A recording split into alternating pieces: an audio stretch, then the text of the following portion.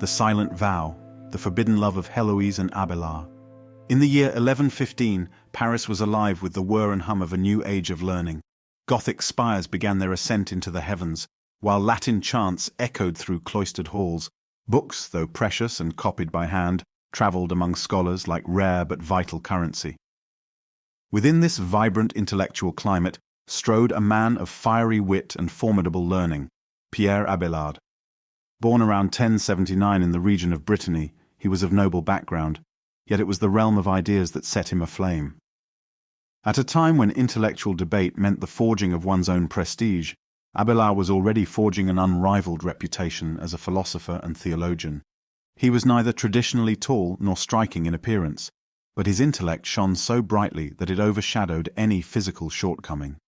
Driven by insatiable curiosity, he dared to question even the greatest teachers of his age.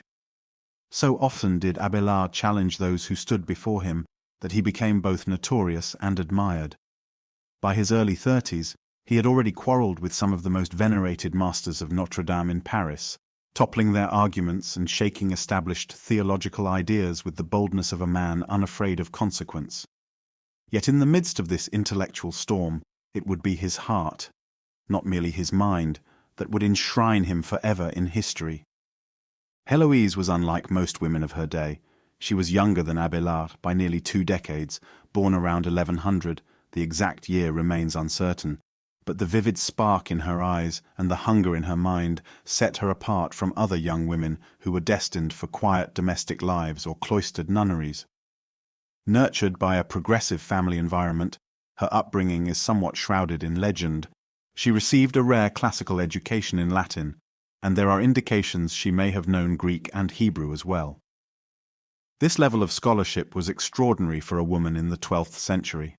In a climate where few women learned letters at all, Héloïse was reading philosophical texts, church fathers, and classical poets with ease. The circumstances of Héloïse's early life brought her under the care of her uncle, Canon Fulbert, a member of the cathedral chapter of Notre Dame. It was through Fulbert's ambitions to further his niece's education that Abelard and Héloïse came into fateful proximity. Fulbert, well aware of Abelard's reputation as a scholar, was also conscious of his controversial standing. Yet he could not resist acquiring the best teacher for his gifted niece. And so, when Abelard sought a quiet place to work on his books and engaged to educate a pupil who would challenge even his mighty intellect, Fulbert opened his home, placing Héloïse in the daily presence of the most charismatic scholar in Paris. From the start, something powerful and unconventional surged between them. Héloïse, though barely in her teens, was no child intellectually. Abelard found in her a mind of such subtlety and insight that he was at times startled. She was not content to accept his teachings uncritically. She pressed him, asked for clarifications, demanded consistency and reason. The dynamic that arose in their lessons, teacher and pupil in heated dialogues on the nature of God, the logic of Aristotle, and the moral precepts of the Christian faith, became an intellectual dance. Day by day, awareness grew that they were dancing to a deeper rhythm as well, that intangible music shared by two souls drawn inexorably together. Their affair began in secret, shrouded by necessity and hammered by the tension of risk. Paris in the 12th century was not lenient towards scandal, especially one involving a canonicus's niece and a theologian of increasing repute. The social and religious structures of the day demanded caution. Yet the hush of secrecy made each touch, each whisper, each lingering glance across the cramped study desk more intoxicating. In fleeting moments when Fulbert was absent, Abelard would reach across the table and place a soft hand upon Héloïse's, trembling not from fear alone, but from love's delirium. Their intellectual bond became inseparable from their emotional one.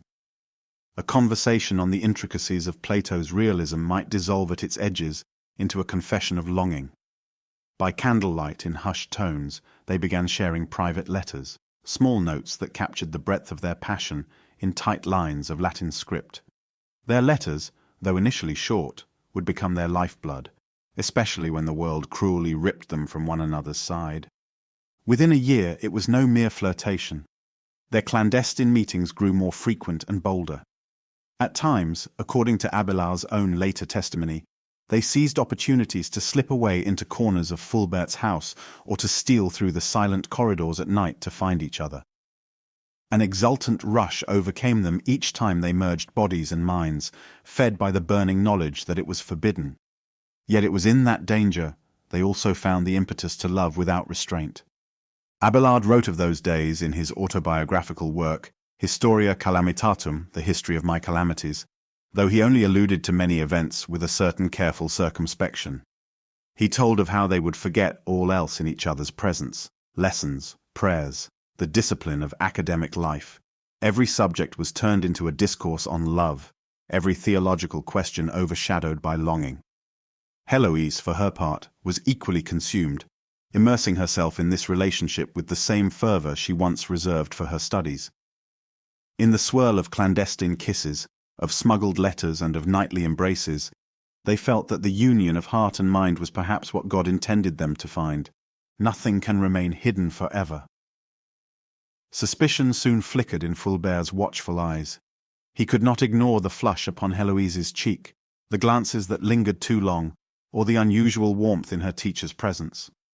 Rumors, that constant undercurrent in medieval Paris, began swirling that Abelard and Héloïse were not merely teacher and pupil. Fulbert's anger at the thought of betrayal, both of his trust and of his role as Héloïse's guardian, stirred dangerously. A man of stern piety, he demanded to know the truth, and while the lovers did their best to evade direct confrontation, it was only a matter of time before the facts emerged. When Fulbert discovered the physical relationship beyond all doubt, he erupted in wrath, banishing Abelard from his home and forbidding him to see Héloïse. But true love rarely yields to curses or threats. Abelard, by then thoroughly enthralled, found ways to communicate with her still.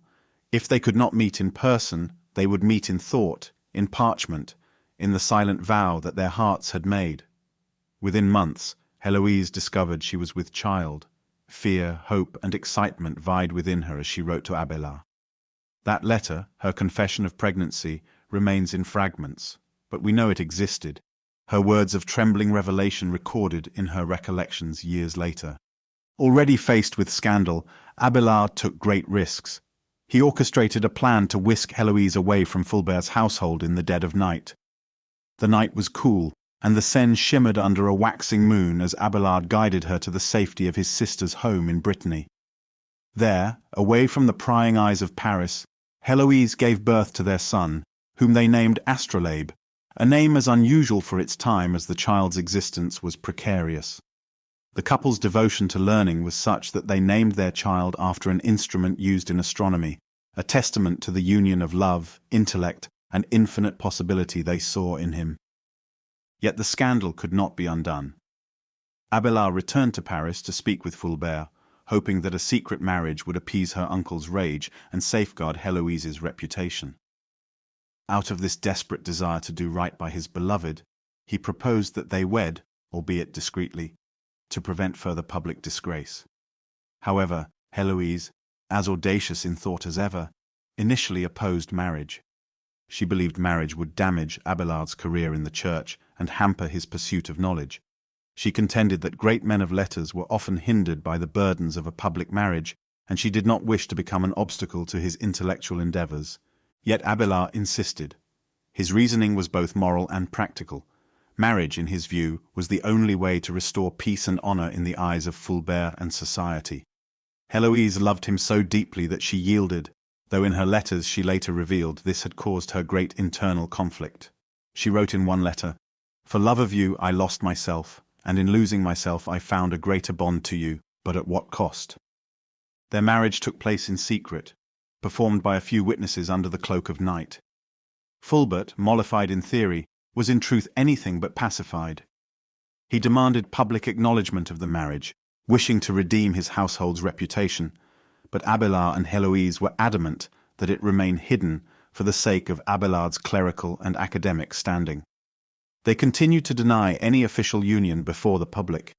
Enraged, Fulbert used this silence to further stoke rumors, and to brand Abelard a seducer who refused to shoulder his moral obligations. Fearing Fulbert's unpredictable vengeance and perhaps at Abelard's urging, Héloïse took refuge in the convent of Argenteuil, ironically the very same convent where she had spent part of her youth under the tutelage of the nuns. She did not, however, take vows. The plan was simply for her to lie low until Fulbert's outrage subsided. But the sight of Héloïse behind convent walls only served to reinforce Fulbert's suspicions. In his mind it was a cunning plan by Abélard to rid himself of a woman who might prove a stumbling block to his ambitions, or so the whispers in dark corridors suggested. Something snapped in Fulbert, and he resolved upon a terrible act of retaliation. In an era where personal honor was defended and avenged with ruthless means, Fulbert arranged, with accomplices, a night attack on Abélard. They stole into his lodging as he slept, and exacted a vengeance so cruel that it would haunt the lovers forever. Abélard was seized in the darkness, and Fulbert's men carried out a violent and irreversible punishment. They castrated him. No cry could summon help swiftly enough, no plea could stay their hands. By the time the city stirred, the deed was done, and Abélard lay in the agony of body and spirit. The scandal rocked Paris and echoed well beyond its walls, for Abélard was not a nameless layman, but one of the most renowned scholars in Christendom. This atrocity severed not merely Abélard's body, but also the path of their worldly life together. Public humiliation descended upon him, while Héloïse, upon hearing the news, was seized by a heartbreak more profound than words could convey. Abélard's sense of shame, combined with his devout inclination, prompted him to withdraw from secular life. He took monastic vows at the Abbey of Saint-Denis, an act which in that day seemed the only path for a man so grievously wounded in both flesh and pride. Héloïse, at his insistence, was sent to the convent at Argenteuil to become a nun, though it was against her inclination. She would have followed him anywhere, but now the only path open to her was veiled in the vestments of religious life. Thus began the forced separation that would span decades. Their love, however, found a new form of expression in their letters, some of which have survived the centuries to awe and move readers even in modern times. Abélard's first letter to Héloïse after these events was filled with the anguish of a man who believes he has failed his beloved in every sense. He recounted the details of his calamity and lamented the ruin of their earthly union. This letter was simultaneously an attempt to guide Héloïse to spiritual solace and an outpouring of raw sorrow. Héloïse's reply glowed with a fierce, unorthodox passion for a nun. She spoke not merely as a cloistered religious, but as a woman who, despite the demands of her new life, could not relinquish the memory of what they once shared. In one of her most famous lines, she confessed, "I cannot repent of my love. I cannot set aside the joys we knew, for though the world condemns, my heart remains steadfast." She reminded him that her vow to him, her love, was stronger than any vow demanded by the Church. This was no heresy against God in her eyes, but a refusal to deny the truth of her feelings, a truth that perhaps God himself had joined within them. During these early years after the tragedy, their letters were frequent and fervent. They wrote in Latin, the learned language of their age, often citing scripture or classical authors to make sense of their situation. Héloïse's brilliance shone as brightly as Abélard's. She challenged him, arguing that love transcends all, even as he urged her toward a life of piety and acceptance of monastic discipline. Their emotions swung between sorrow, longing, bitterness, and a sweet nostalgia for that glorious, fleeting time they spent as lovers. Yet events continued to swirl around Abélard. Now in the monastery of Saint-Denis, he could not repress his gift for teaching or his penchant for controversy.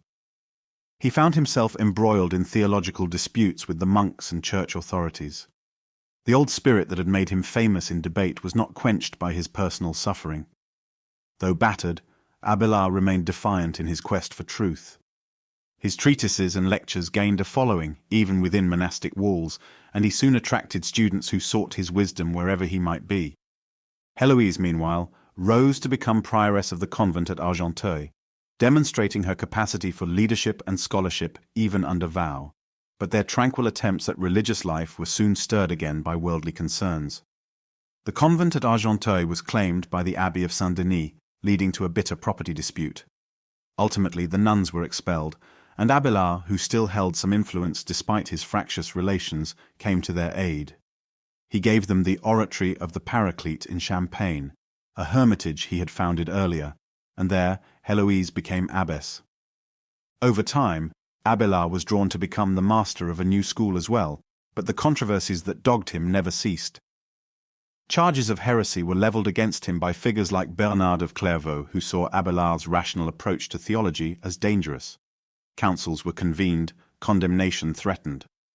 Through all this, the secret correspondences between Héloïse and Abélard continued, sometimes more spaced by the pressing affairs of the day, yet never truly diminishing in depth or urgency.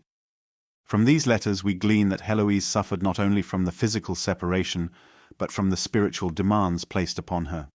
She wrote, "I can neither wholly give myself to God as I ought, nor can I relinquish my devotion to you. My mind lingers upon our love, our days in Paris, and the nights of sweet discourse. When I hold the psalter in my hands, I see not the words but your face." She implored him not to give her over to silence, for the agony of forgetting was worse than sin in her eyes. Abélard, for his part, vacillated between stern admonitions that she devote herself fully to her religious vocation and confessions that he too could not erase the memory of their union. "My beloved," he once wrote, "though I have lost you in the eyes of the world, you reside in my breast, a wound that no prayer can close. My sacrifice is my memory, for day and night I surrender it to God's mercy, yet still it bleeds. In the vigil hours when the chanting of matins ceases, I hear the echo of your voice. And I wonder if this longing is itself a call from on high, or if it is the last tether holding me to the errors of the flesh. Pray for me, Héloïse, that I may discern rightly." It was a paradox for both. In an era that prized chastity and religious devotion above all carnal ties, they stood as two who had tasted the fullness of earthly passion and intellectual synergy, only to be forced into a life that demanded they renounce it. Yet ironically, their very bond, once considered sinful, fueled in each of them a deeper spiritual quest. Abélard found in his heartbreak a reason to delve more profoundly into theology, exploring the interplay of reason and faith. Héloïse found in her heartbreak a reason to probe the nature of Christian devotion, questioning whether love for a human could ever be wholly separate from love for God. Years rolled on, as they inevitably do. Their letters became fewer, but no less intense. Sometimes only a short missive passed between them, especially when Abélard was engulfed in controversy. In 1140, at the Council of Sens, he faced the might of Bernard of Clairvaux, who had convinced Pope Innocent II to condemn certain propositions in Abelard's writings as heretical. The condemnation was a blow to Abelard's pride and career, but ironically, some historians believe Bernard's relentless pursuit forced Abélard to retire quietly to Cluny, under the protection of Peter the Venerable, the abbot there. Peter the Venerable served as a mediator of sorts and brought about a public reconciliation between Bernard and Abélard, though the latter's health was failing by then. Through these last trials, Héloïse remained a distant but steadfast supporter. She wrote to him of her prayers, her regrets, and her abiding faith in the bond they once shared. She asked for clarifications on monastic rule, theological questions, seeking from him a paternal guidance mixed with the lingering warmth of their past intimacy. And he responded, dispensing advice on how best to govern the nuns at the Paraclete, on liturgical practices, and on spiritual life. This exchange formed the basis of what we know as the Letters of Direction, wherein Abélard wrote treatises and rules for Héloïse and her community, further cementing Héloïse's reputation as an able abbess and theologian in her own right. Though their bodies remained apart, the resonance of their love was never wholly silenced. Both recognized that their bond had become something transcendent, a melding of souls that lived beyond the confines of physical union. This was not a rejection of earthly desire, for Héloïse repeatedly affirmed she could never regret the joys they had shared. Rather, it was a testament to love's capacity to transform itself when confronted by insurmountable barriers. Their letters are windows into this transformation, expressing longing that grows into acceptance, guilt that morphs into spiritual contemplation, and regret that sharpens into gratitude for having once known such devotion. Abelard's final years were spent in relative seclusion, his once dynamic existence as a teacher overshadowed by ill health. The precise details of his last moments are somewhat vague, but it is known that he died on or around April 21st, 1142, at the priory of Saint-Marcel, near Chalon-sur-Saône. Some accounts claim he died while on the journey to Rome to appeal his condemnation. Others suggest he passed peacefully under the care of the monks. In either case, news of his death, when it reached Héloïse, stirred the profound sorrow of a woman who had, for so long, endured the world's censure for the sake of a love that was never permitted its natural course. Peter the Venerable, in a letter to Héloïse, provided solace, speaking of Abelard's final reconciliation with the Church, his humility in his last days, and how he entrusted Héloïse and her community to God's providence. With Abelard's passing, Héloïse faced the stark reality of a world without the man who had ignited her heart and mind like no other. Yet even in death, their story did not end.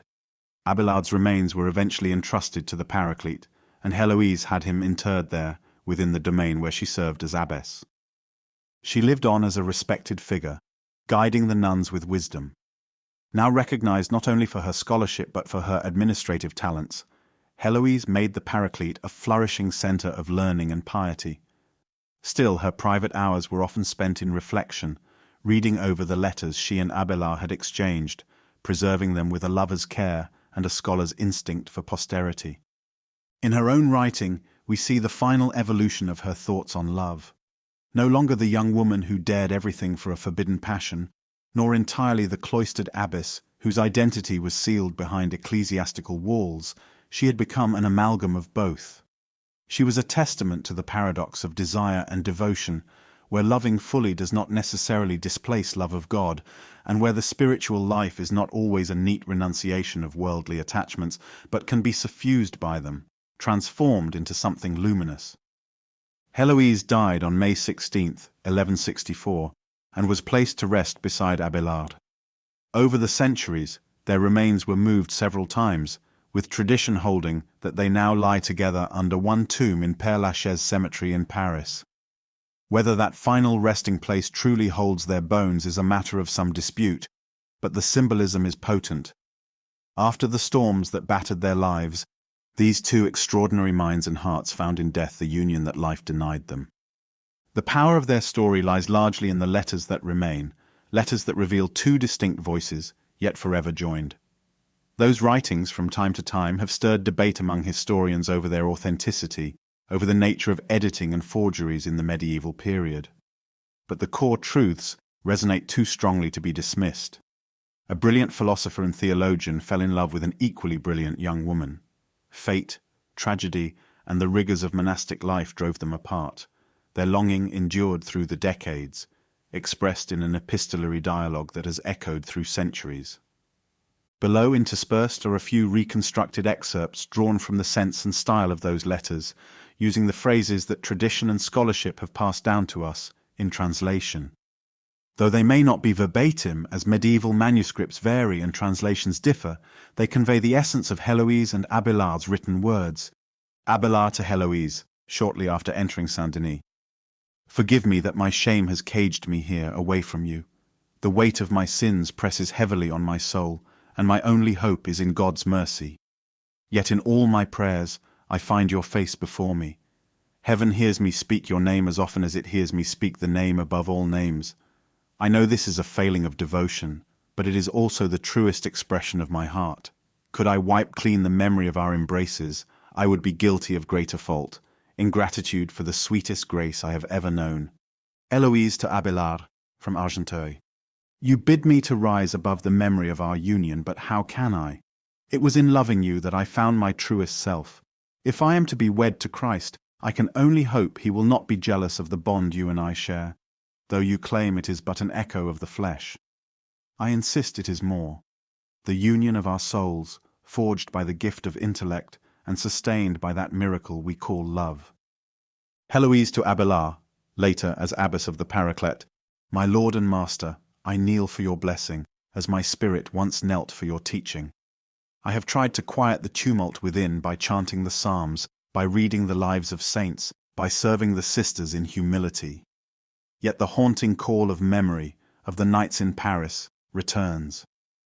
Is this a punishment for my weakness, or a sign that even in the cloister, God wills us to remember the sweetness he once allowed us to taste? I beg you, guide me, for though I wear the veil, my mind cannot be veiled from thoughts of you. Abelard's final letters to Héloïse, circa 1141 to 1142. To my beloved sister in Christ, once my beloved in the world, there is a sorrow older than time when I think of what might have been, yet I also see the workings of providence. Our hearts have been tempered by suffering, our souls forced to confront what lies beyond the ephemeral. I have no answers, only gratitude that you remain steadfast, that our hearts, parted though they are, still move in unison like two hands folded in prayer. May God unite us in heavenly bliss, if not in earthly life. In the denouement of their story, the abiding question lingers. Was their love a tragedy, or did it become something more profound, a redemptive journey through the valleys of sorrow and the lonely peaks of the cloister? The lovers themselves seem to have wrestled with this question. Over time, Héloïse grew to see in their suffering a reflection of the world's brokenness, while Abélard interpreted it as a call from God to channel human passion into spiritual longing. Yet the direct experience of their hearts transcends these theological conclusions. The letters reveal the ache, the tenderness, the unwavering bond that neither condemnation, nor physical violence, nor the demands of religious life could wholly sever. Their very existence in written form across the centuries has become a testament to how love can flourish even in the midst of ruin, often shaped by historical forces, yet refusing to be contained by them. The 12th century in which they lived was a world in flux, with the church consolidating power, scholasticism on the rise, and women largely confined to prescribed social roles. Héloïse defied those roles, not by public rebellion but by intellectual brilliance and unwavering determination to love as she felt called to love. Abélard, a man of logic and argument, found in that love the greatest challenge to his reason and a deeper impetus for his theology. Their story took shape against the backdrop of feudal violence and ecclesiastical politics. It was a time when letters travelled slowly, on horseback or by foot, and any scandal could unleash vengeance with few legal curbs. Medieval Europe placed great emphasis on the discipline of the flesh, especially among clergy and those vowed to religious orders, but it was also a culture where the courts of love, troubadours, and chivalric ideals flourished. This paradoxical tension between romantic exaltation and religious asceticism played out in the most intimate corners of Abélard and Héloïse's lives. They were both victims and participants in the cultural norms of their time. Abélard's castration, horrific as it was not entirely unique in an age where personal vendettas often ended in mutilation or death. Héloïse's forced entrance into the convent, while harsh, was nonetheless one of the few socially sanctioned places where a woman of her intellect could thrive and lead. Because Héloïse excelled in her role as abbess, she carved out a small sphere of autonomy rarely afforded to women. Abélard's continued scholarship, despite condemnation and humiliation, shows that even in the cruelty of their age, learning could still persist as a beacon. The legacy they left behind, letters now read as some of the most poignant documents of medieval literature, demonstrates how personal tragedy can yield universal insights. Their relationship was also colored by the complex interplay between reason and faith central to the Middle Ages. Abélard's philosophical approach, which tried to reconcile rational inquiry with scriptural truths, was revolutionary. Héloïse's letters reveal a mind equally adept at weaving classical references, spiritual meditations, and raw human emotion. Indeed, her letters stand as some of the best evidence we have of a learned medieval woman's interior life. In her lines we see the tension between the demands of the cloister and the demands of her heart, laid out with unflinching honesty. As the decades turned into centuries, the story of Héloïse and Abélard was preserved, sometimes romanticized, sometimes censured. The 18th and 19th centuries saw renewed interest in their letters, with writers and philosophers lauding them as tragic lovers akin to Romeo and Juliet, albeit set in the more austere context of medieval scholasticism. Their remains, if indeed the rightful remains, were moved to the famed Père Lachaise cemetery in Paris during the 19th century, where pilgrims from around the globe still visit to pay homage, leaving letters, poems, or tokens of devotion on the shared tomb. History, of course, continues to debate the finer points. Did Héloïse truly consent to the marriage wholeheartedly? Could Abélard have done more to protect her from Fulbert's wrath? Were the tragic events a divine punishment or simply the outcome of human cruelty and social rigidity? Yet these scholarly questions do not diminish the haunting beauty of the correspondence left to us. The letters speak for themselves, transcending time by revealing the interplay of two hearts caught in the vortex of love, intellect, and medieval piety. Héloïse was always adamant that her love for Abélard was no mere carnal desire. She insisted it was a bond of intellect and soul, proven by how it survived the destruction of the flesh. Abélard, though more cautious in tone, could not deny her claim. His own words betray a man whose life was profoundly shaped by that bond. Even when preaching renunciation, he confessed that part of his soul remained with her. Their tragedy was, in many ways, a reflection of the limitations of their society. Yet out of that tragedy emerged a spiritual and intellectual dialogue that left an indelible mark on Western thought. Scholars sometimes call them the founders of epistolary romance in the medieval West, bridging the gap between learned discourse and passionate confession, demonstrating that the heart and the mind need not be enemies. The final resting place, whether truly in Père Lachaise or only symbolically so, stands as a silent witness to the final line of their love story. After all the heartbreak, the forced separation, the years as monk and abbess, they are united at last side by side in death. Modern visitors, strolling the paths of Paris's most famous cemetery, still come upon their tomb, where an effigy of the two lovers rests. The stone depicts them in repose, their hands folded in prayer, or in some renderings, hands entwined. Flowers perpetually grace the tomb, testaments of strangers moved by a love that resonates across 9 centuries. What remains ultimately is the abiding humanity of their tale. They were both shaped by their extraordinary context, a medieval world in transition, yet their longings, pains, and confessions feel immediately accessible even to the modern reader. When Héloïse says she cannot regret what they had, we sense a woman who refuses to deny her past in order to conform to a narrow ideal of holiness. When Abélard speaks of his anguish, we see a man wrestling to reconcile his theology with the undeniable realities of his heart. In so many ways, they prefigure the questions that continue to haunt humanity. Can one reconcile carnal love with spiritual aspiration? Can intellect and passion coexist without tearing a person apart? Is sacrifice always the price one must pay for greatness, or for love? In answering these questions, they left behind no definitive solution. Instead, they gave us the profound witness of their own experiences, etched in words exchanged across the lonely corridors of monastic life. Through their letters, we see love made timeless precisely because it is unresolvable, because it grapples with mysteries too deep for neat conclusions. So their story, which might have faded into obscurity as a mere historical footnote, remains luminous centuries later, a testament to a bond forged in the lamplit corners of scholastic Paris, tempered by brutality and distance, and immortalized by a heartfelt correspondence that defied all demands for forgetfulness.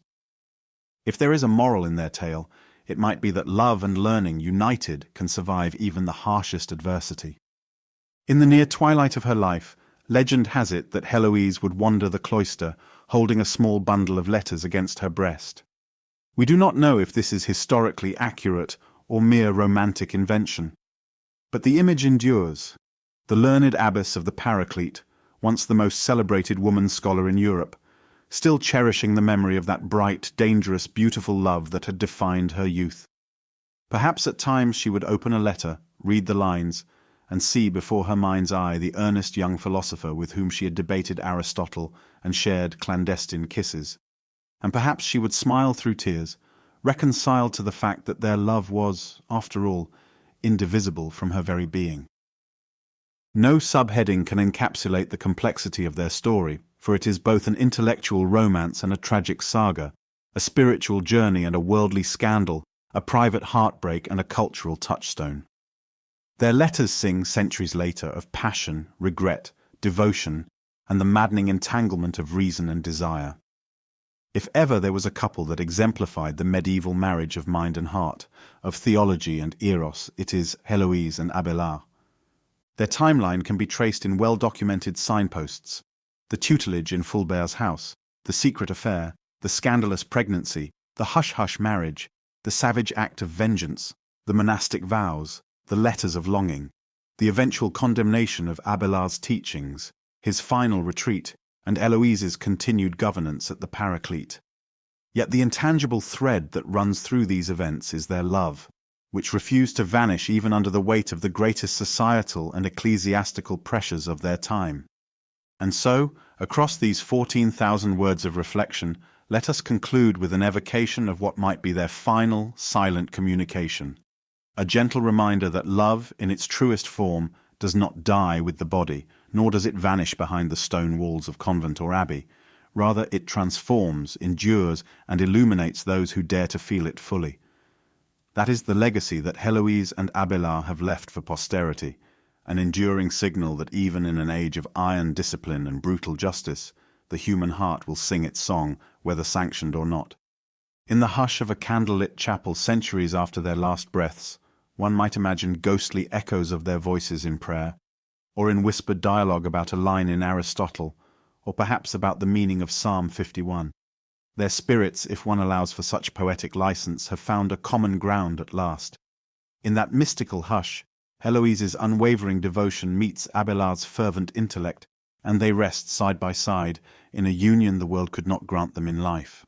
And for all who read their letters, they become an admonition to treasure the beloved, to defend that bond against the cruelty of circumstance, and to understand that when love is woven with true understanding and respect, it can, across every chasm of place and time, sustain the soul. While we cannot rewrite history to spare them their suffering, we can honor the truth that they discovered and shared in their writings. That love is as relentless as it is redemptive, a force that can cast one into deep sorrow, yet also raise one to heights of unforeseen grace. Thus ends the tragic and transcendent tale of Héloïse and Abélard, lovers first in the mind, then in body, and ultimately in spirit, bound by passion, parted by violence, and reconciled at last in the annals of memory and devotion. Their letters still speak to us, bridging the gulf of centuries, reminding us that the human heart, in all its yearning, is timeless, and so their story continues to break hearts and inspire minds, a testament that genuine love in all its complexity cannot be wholly silenced by the dictates of society or the ravages of time.